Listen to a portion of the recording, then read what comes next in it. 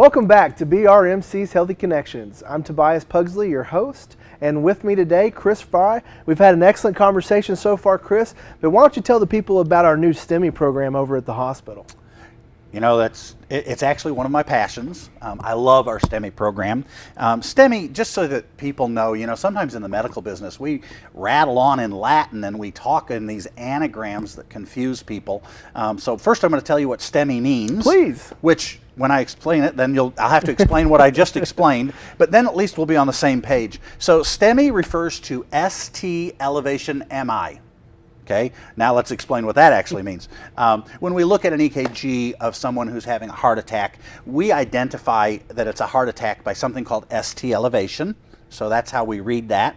And then elevation, and then MI. MI you might have heard of, and that's just kind of a technical name for a heart attack. We call it myocardial infarction. So what we're really doing is to identify a heart attack, we're looking at an ST segment, we're saying this is a heart attack because of elevation, and then if those criteria are met, we call that STEMI. That's what in today's world, really, in the medical business, we don't really say heart attack, we say a STEMI. Now, once you meet those criteria, this is what really I see as almost miraculous where our medical business has come. I would say about 10 years ago, please don't quote me, it might have been 12 years ago, it might be 8 years ago, but no fact checking on this show. Yeah, no fact checking. But sometime back, and you're from a similar generation as I, if I was to say the sentence to you, my uncle had a heart attack and he died, most likely. That would be the natural. I mean, we're all going to think that. It's kind of how we've been raised. If you hear somebody had a heart attack, they probably died. And that's because for years, that was the natural ending to the sentence. He had a heart attack and died. Today, that's not always the case. Today, we are actually taking and turning those numbers around to where that sentence very often says he had a heart attack and was discharged from the hospital 2 days later. Now, this is where medicine starts to change, and this is where we get into this STEMI program and the awards that we're winning. So I'll tell you a sad number, and that is, in the entire United States, do you know what state you're most likely to die from a heart attack in? I have no idea. Well, I've set you up. It's Arkansas. There's no doubt goodness. It's Arkansas. And that's sad to be last in line. But I'm going to add a caveat, and that is unless you live in Baxter or Marion County, Arkansas. Really? And why is that, Chris? Well, it's because of our PCI center here at Baxter Regional. Most hospitals, without a doubt, cannot afford a PCI center. A PCI center involves multiple cardiologists, the cardiologists dedicating their on-call time. It involves having catheter teams and very highly trained catheter nurses and catheter techs that are helping run what's called a PCI center, a percutaneous intervention center. But what that really means is that they're taking patients who were dying 10 years ago, and if we can get to those patients quick enough, and this is where we're educating the community, it's important that you understand early on the signs of a stroke or a heart attack. Today we're going to talk about heart attack, but without a doubt, the generic signs of heart attack, we all know are chest pain, that's easy. The ones that everybody doesn't necessarily know is that chest pain can radiate into the back, under the jaw, specifically the left arm. A lot of heart attack patients will be very nauseated, sweaty. They may even look pale if they're a little further progressed in that heart attack. And so if we can get people to identify it quickly, number one, we're saving time. But here's the big thing. It used to be a heart attack would come into the ER or somewhere like that, and it might be hours before we gave them medication to change that. We would run all kinds of labs, and it just took a lot of time. Well, that whole time that's occurring, your heart's dying. Right. That blockage that's giving you the chest pain is actually a piece of your heart dying. So the longer that blockage is there, the longer that heart can't get blood, the more likely that piece of heart dies. And then, if that piece of heart dies, one of two things happens. Either it dying is so catastrophic that your heart can't keep beating, you die, or if the part of the heart that dies in a not important part of your heart, then you end up a cardiac cripple. And this is a word we used to use. These are the people that've got really fat ankles, fat legs, because they're full of water. Their heart no longer, because of the heart attack, can pump that around and get it out. So because we live on a planet that has gravity, that liquid pools in our lower legs. And we end up with people who have had a heart attack, but they've lived. The problem is the quality of their life is limited. So today, what we do with this Mission STEMI Lifeline is we set a timer. From the moment that I say, hello, my name is Chris, I'm a paramedic, and you say I have chest pain, we start a timer, and that timer has 90 minutes. And we will either cure you in 90 minutes, or you fall out of our group of patients that we're going to be able to help.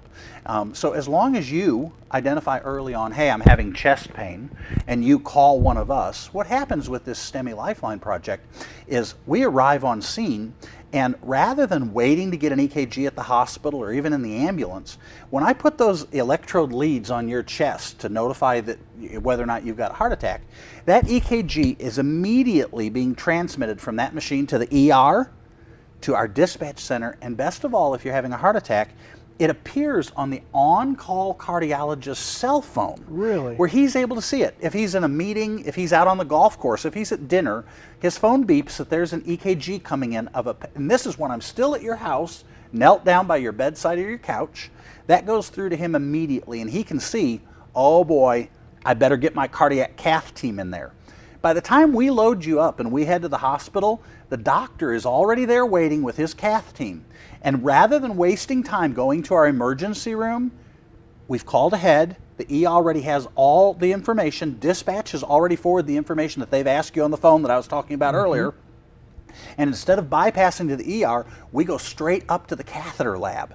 And lately, we've been getting our times in under 60 minutes. Now, imagine driving someplace like Flippin or Yellville, and somebody says, I have a heart attack, and now you set that timer. It takes us almost 30 minutes just to get back here. Right. It takes more time to get up to cath lab, and then for them to clear that out. And what they do is they put a wire into your femoral vein, goes up through your groin, and it comes up right up here, and it goes across and into your heart. And it's kind of like a roto-rooter almost. You know, we've got these blockages in there, kind of the way you'd have a blockage in a pipe.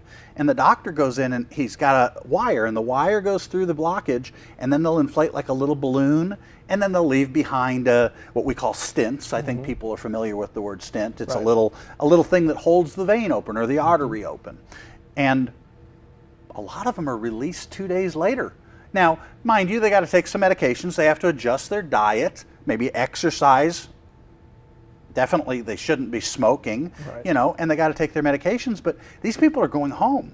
I mean, a lot of them are going home. That is miraculous. We are changing people's lives with that. I think that's really cool. So, Mission Lifeline, which is an American Heart thing, I sit on the Mission Life American Heart STEMI program for the state of Arkansas.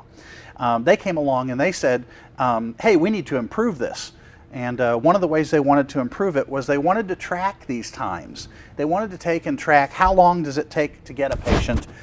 When we say, hello, my name is Chris, I'm a paramedic, and you say you have chest pain, how long until I have you on an EKG and I can transmit that to that doctor? How long until I have you in my ambulance? How long before you're at the hospital? How long before we clear you out?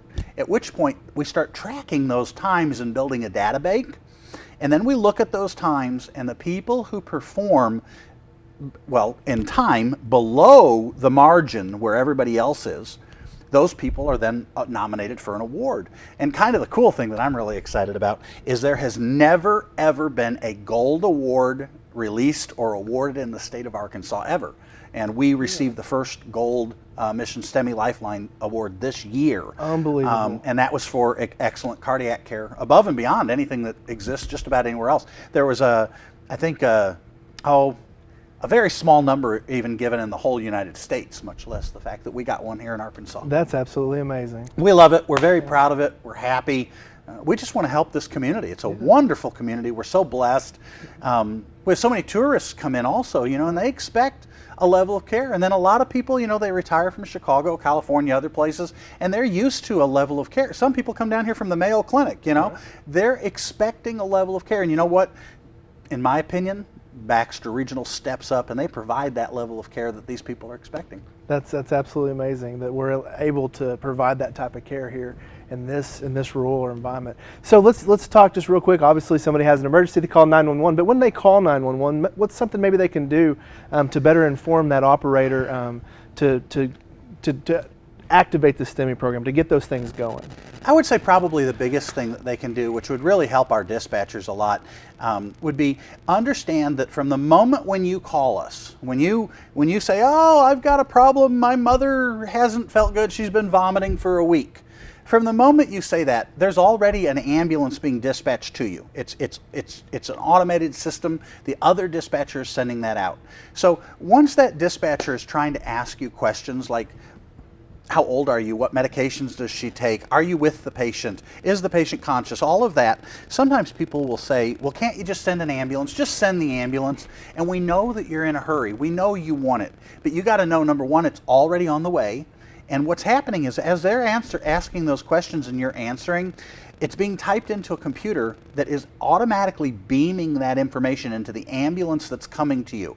And this means that when the paramedic comes and he says, hello, my name is Chris, really he already knows your name. He already knows your medications. When he comes through the door, he's already been briefed on what the problem is. That doesn't mean he won't ask you to tell him again so that he can confirm that, but that information is going out. So it's very important to be polite and kind with the dispatchers and understand that they're just getting that information and they're helping the paramedics do a better job when they get to you. The other thing would be, just if you can, make sure that your road numbers, your street numbers, if you've got a mailbox where the numbers have all fallen apart and you've got 2 numbers on your mailbox, know that it's going to be hard for police, fire, ambulance to find your house. Absolutely. If you've allowed, a branch of a tree to grow over the numbers on your house, we're going to find you. We'll figure it out because we've got GPS and other things to help us. But you could help us by making sure your road numbers are lit up, to make sure that the numbers on your house don't have trees growing over them. If you live in a place that has a long rural driveway, remember, just because you drive a smart car that's only 4 or 5 feet tall, our ambulance stands 9 feet tall. When you allow those branches to grow over your driveway, we can't bring an ambulance up your driveway. That means we park down on the road and wait for rescue to bring us up your hill. That takes time. Right. You can help us get there quicker by just making sure you have a trimmed driveway, making sure your road numbers are there, your house numbers are visible. That and give information to the dispatchers. Those things will help your family member or your injured person immensely. Great. Yeah, especially when timing is of the essence. And Chris, I thank you for sharing all these great tips today, and thank you for sharing all the great things that you guys are doing over at the ambulance service. Again, I think that we're really fortunate and blessed to have those services available through Baxter Regional. Thanks so much for your time. And thank you all for being with us today on BRMC Healthy Connections, and we'll see you next week.